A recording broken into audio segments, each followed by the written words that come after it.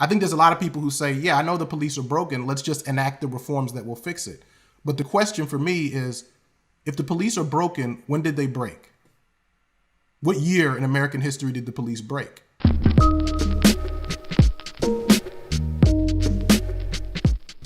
It seems really trite to say if you don't study history, you're doomed to repeat it. But nothing illustrates that more than the history of policing.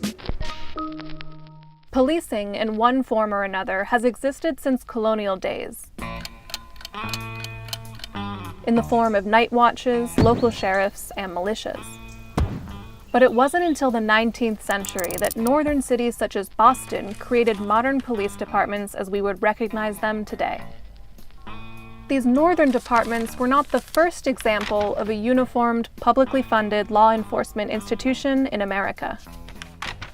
By the time the northern colonies were afoot in the 17th century, the idea of keeping track of the most valuable asset in the United States, that is, enslaved Africans, animated much of what we recognize today as law enforcement. In the 1700s, the South saw the rise of official, salaried slave patrols, whose task was to capture, control, and brutalize enslaved people.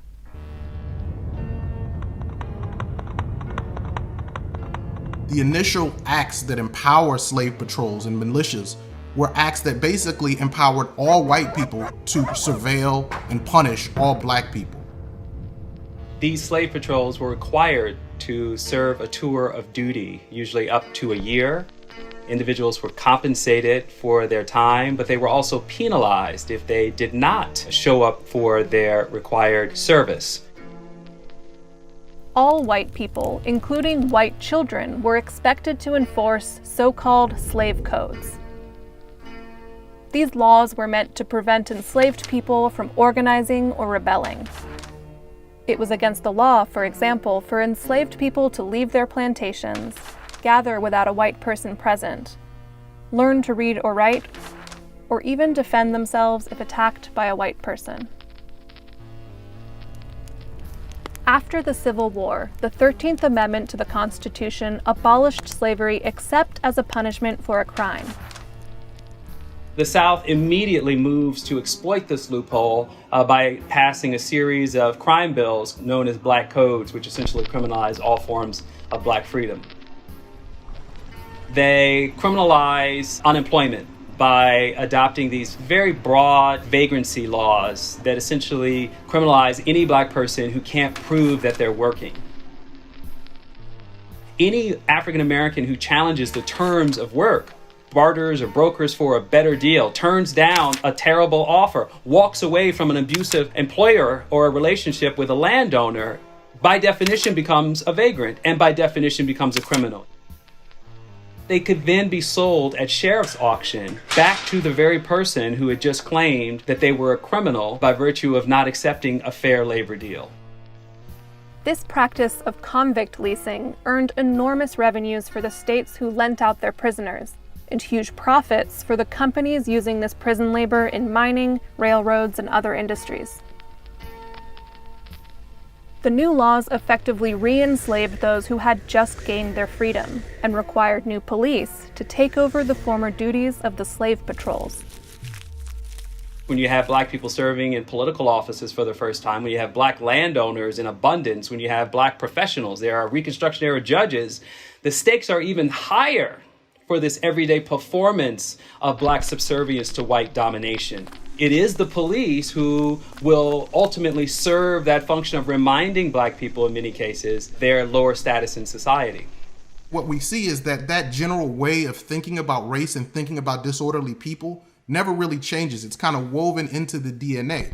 But it's not just because individual police officers are racist. It's because the institution was literally created to make sure that wealthy and powerful people could extract labor. Early police departments in the North had a similar goal to control labor, and were notoriously corrupt. The police functioned as an expression of political elites and powerful, affluent people who essentially wanted poor people to stay in their segregated slum communities. Police often functioned as enforcers of political machines, functioned one step removed from gangs. police often worked in the service of business owners who were faced with growing unrest among their labor forces in the wake of mass European immigration and rapid industrialization. One of the best examples of this is the Pennsylvania State Police.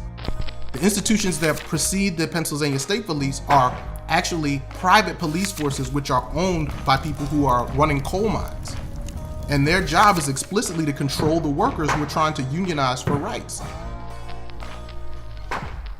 The story of policing in the United States is the story of systems meant to protect and serve only a fraction of Americans. It is this history that many of today's activists point to when calling for the defunding or even the abolishment of police.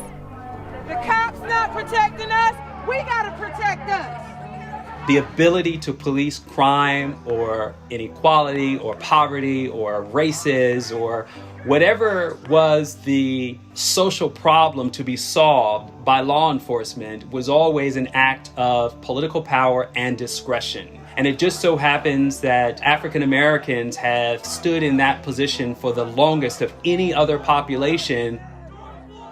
What the history does is it allows us to decouple the idea of public safety from the idea of police. What actually protects women from rape and from sexual assault, right? What actually stops people in communities, both black and white, from killing each other? What kinds of things actually help people who are mentally ill? Are those things police? And I think very quickly, once you reflect on that, you realize the answer is no. We have to stop saying police are broken. We have to say police are working, and we need to create another institution to do public safety.